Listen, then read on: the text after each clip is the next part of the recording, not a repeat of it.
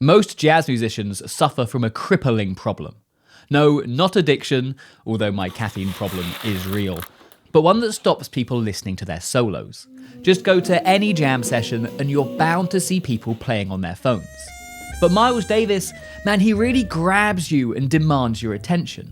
And the way that he does this doesn't rely on anything fancy, it doesn't really rely on the notes he's playing. And if every jazz musician could master this really simple trick, man, we'd all have the audiences hanging off every note we played. So what is the trick that Miles Davis mastered? Well, check out the start of his solo on Freddie Freeloader and see if you can spot it.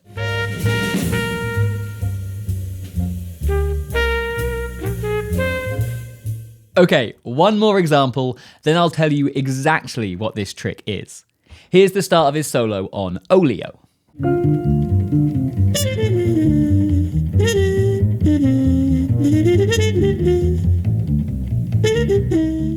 Any idea what it is? Let me know down in the comments. I'll wait. Okay, so Miles Davis keeps people captivated during his solos by not playing. No, seriously, unlike most of us, he's not afraid of taking the horn out of his mouth. The way he uses space is unparalleled. If we have another listen to that start of Oleo, really pay attention to how every single phrase is followed by a bit of silence.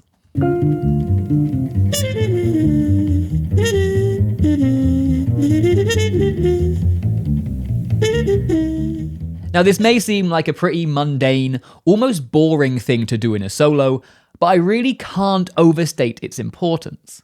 Imagine you're having a conversation with someone, but they're constantly talking too loud and too fast, so although you're really interested in what they want to say and they're saying it really well, you can't take it in because it's just too in your face and it's too much for your brain to do. And if you want a good example of that, check out any of my old videos. But if they slow down so you actually have time to process what they're saying, it makes everything more meaningful. Now I understand. And it's the exact same in music. Leaving space lets the listener actually process what you just played, and it builds a bit of suspense as they start to wonder what you're going to play next. Now, there are some other important things about how Miles uses space, but before we go over those, let's talk about how we can get more comfortable stopping playing and using space ourselves. The first practice technique is super simple, but so effective. It's the play-rest technique. Pick any number of bars and play for that many, and then rest for that many. So I could play for 1 bar and then rest for 1 bar.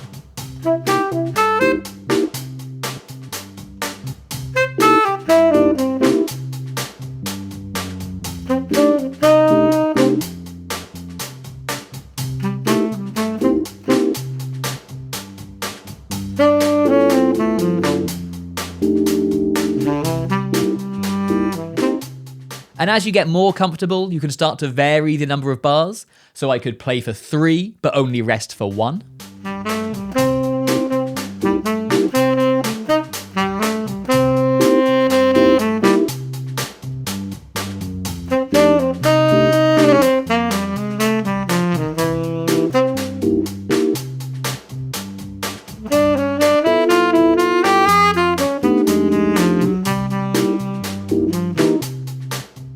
Or if I wanted to really push myself into some more interesting phrasing, I could play for 2, but only rest for 1, so my lines are no longer in 4-bar chunks.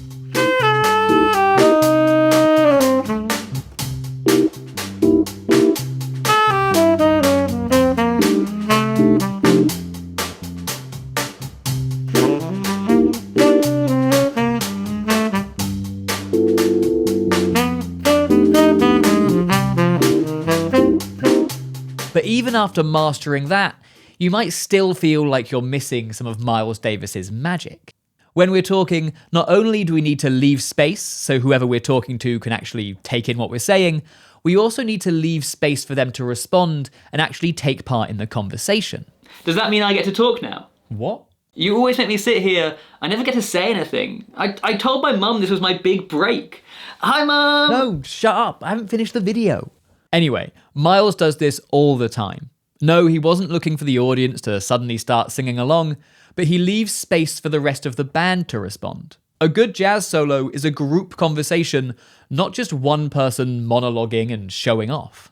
In that Olio solo, listen to how Red Garland uses the piano chords to respond to Miles' phrases, and then how Miles bounces off of that into his next phrase.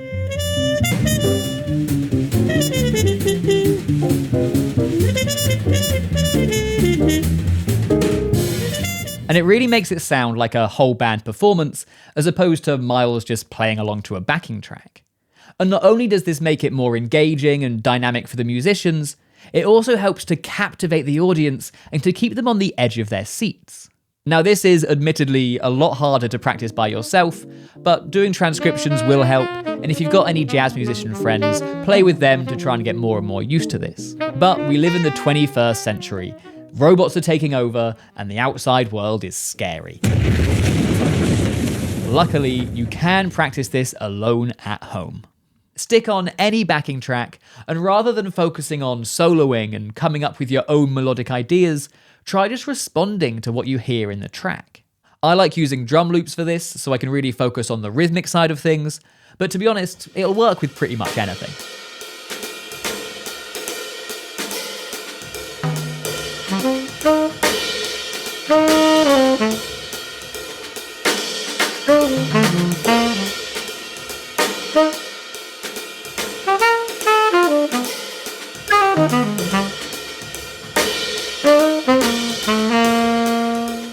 And after you get comfortable using space like this, your solos are going to be more engaging, and you're going to get closer to that Miles Davis sound.